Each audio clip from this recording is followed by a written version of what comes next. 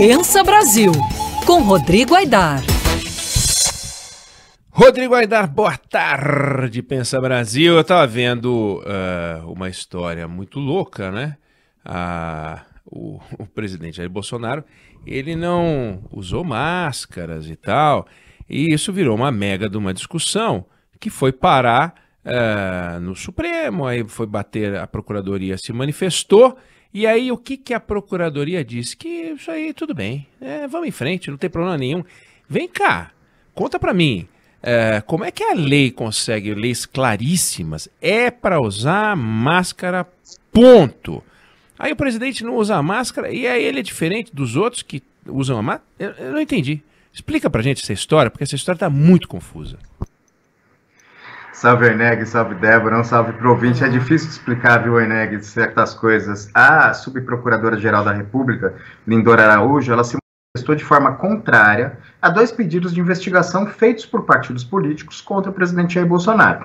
Para ela, o Bolsonaro não deve sequer ser investigado pela suposta prática do crime de infração de medida sanitária, nem por abuso de poder também. Esses 2 pedidos de investigação, eles foram feitos por isso, Eneg, que você colocou antes. Por conta dessa insistente recusa do presidente em usar máscara. Ele se recusa a usar, mesmo quando ele entra em contato com outras pessoas e mesmo em aglomerações promovidas por ele mesmo, em eventos e etc. Então, por conta dessa insistência do presidente, se fez esse pedido de investigação de um possível crime ao Supremo. E eu acho que a gente podia dividir essa história em 3 partes, Eneg. A primeira é essa que você disse. Existe uma lei federal que diz textualmente que para o enfrentamento da emergência de saúde pública, as autoridades podem adotar uma série de medidas. Entre elas, exigir o uso obrigatório de máscaras. Ou seja, governadores e prefeitos podem, dentro das suas atribuições, exigir o uso de máscaras em espaços públicos.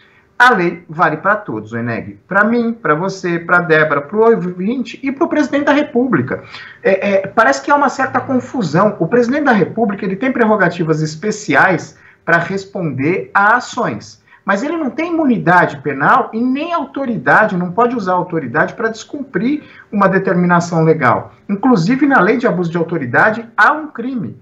Há a tipificação de crime para quem usa da sua autoridade, do seu cargo, para não cumprir uma determinação legal. Ou seja, se há uma determinação legal, uma lei impondo o uso de máscara, tem que cumprir, ponto final. O presidente não cumpre. Aí, a doutora Lindora, ela diz que isso não é crime, tanto que a lei impõe apenas multa. Poderia ser mais uma opinião da Procuradoria-Geral da República em relação a um processo. Mas a doutora Lindora, ela tem satisfações a dar à sociedade, Eneg. Por quê? Todos nós lembramos, o ouvinte certamente também vai se lembrar, do caso do desembargador Eduardo Siqueira, aquele que deu carteirada em francês lá no Guarda Municipal, que no começo da pandemia ele andava sem máscara pela praia, aqui no litoral de São Paulo, né, em Santos, e foi exigido por um guarda municipal que ele usasse máscara, e ele deu uma carteirada, disse: sou desembargador, conheço o secretário, não vou colocar máscara, destratou o guarda municipal, fez aquele fuzuê. A gente lembra desse caso. Há menos de um ano, o ministro do STJ, o Raul Araújo, mandou arquivar a investigação contra o desembargador Eduardo Siqueira, dizendo que ele não cometeu crime ao se recusar a usar máscara. O que fez a subprocuradora Lindora Araújo?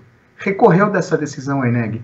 Recorreu exigindo que o desembargador fosse investigado por infração à medida sanitária preventiva e desacato a funcionário público. Ou seja, no caso do desembargador, a doutora Lindora disse que o desembargador deveria ser investigado porque se recusou a usar máscara. No caso do presidente da República, não. Ela pediu o arquivamento. Por que essa diferença? O que difere a ação do desembargador da ação do presidente da República, que não é assim, 2 procuradores diferentes do Ministério Público. A mesma subprocuradora deu 2 pareceres, 2 opiniões frontalmente opostas sobre o mesmo fato. Então, Eneg, isso precisa ser explicado, porque como servidor público, ela não pode simplesmente tirar da cachola o que ela acha a depender do caso. Ela espera-se, no mínimo, coerência, né? Agora, deixa eu te perguntar, quando você fala assim, isso não pode, isso tem que ser explicado, não existe uma instância do tem, né? Você está falando isso mais filosoficamente do que dentro das obrigações, porque não é assim, ela toma uma decisão dessa e passa no guichê de explicar, tem lá o Zé Explicação, e o camarada fala, e aí, o que a senhora fez? Ela faz um relatório, né? Feito policial, tem que fazer um relatório depois de uma abordagem qualquer. Ela não tem que fazer um relatório explicando. O relatório é isso que você acabou de dizer. Essa é a decisão dela, uma decisão pública. Ela tá lá, ela foi para Lava Jato para dar uma pancada na Lava Jato. Ela é a mulher das missões especiais e uma pessoa de confiança do procurador-geral, e tá lá, bolsonarista declarada. Então, é o que você disse, o juiz que eu não conheço, o desembargador que eu não conheço, tem que usar máscara e todo o rigor da lei. O presidente que me colocou aqui, aquele que eu quero ver reeleito, esse pode sair sem máscara. E é o mesmo fato, com a mesma procuradora. O que mais precisa? Mas só reparando que o tal do departamento do Zé Pergunta, Zé Resposta, não tem, né, o Zé Explicação. Não tem que ir em lugar nenhum explicar, né? Não tem, Eneg, nesse caso não tem, e isso é um problema do nosso sistema. Você sabe que há pouco tempo, há alguns meses, 2 advogados escreveram um artigo no site Poder 360, o Fábio Tofik Simantobi e o Cacai. E eles colocavam exatamente esse problema no nosso sistema. O Procurador-Geral da República, porque a subprocuradora Lindora Araújo, nestes atos, ela representa o Procurador da República. É a PGR que está falando, não é a procuradora Lindora.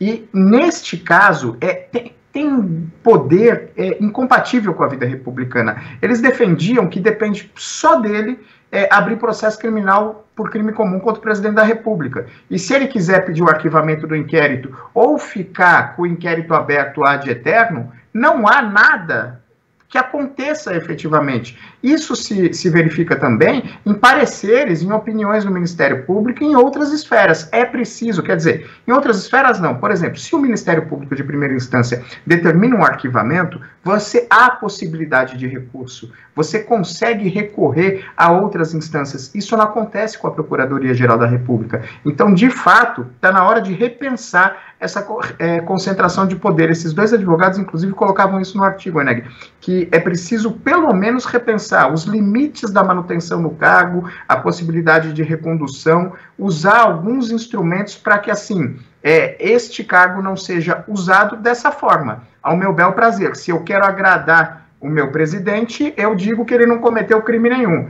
Agora, para o desembargador que eu não conheço, eu uso todo o rigor da lei. Patético. Bom, pensa Brasil, e é assim que a gente pensa o Brasil, olhando até mesmo para questões patéticas, porém importantes. Rodrigo Aidar, que volta a conversar com a gente na sexta-feira. Valeu. Valeu, Eneg. Valeu, Débora. Um abração para o ouvinte. Beijo, Aidar. Até sexta.